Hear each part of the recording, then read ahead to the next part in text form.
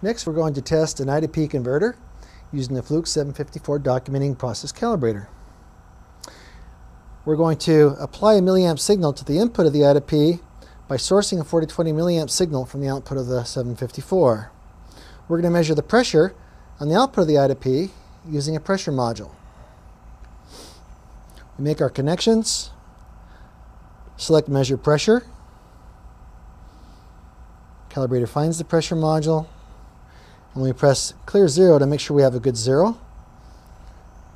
Connect the pressure module to the output of the I2P. Next, we're going to configure our source to source milliamps.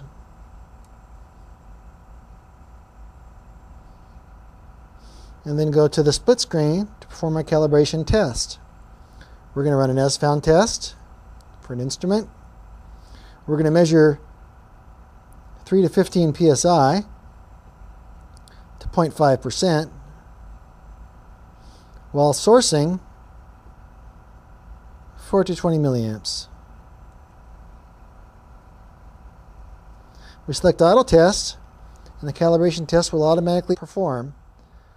The milliamps applied, the pressure is measured, error is calculated, and it's recorded to memory. When the test is complete, you get the recorded applied milliamp value, measured PSI, and error percent of span. All these errors are in forward video, indicating that this I2P passed this calibration test. And then done. Tag and serial number would manually be entered in. That is how you do a performance test on an I2P using the Fluke 754 Documenting Process Calibrator.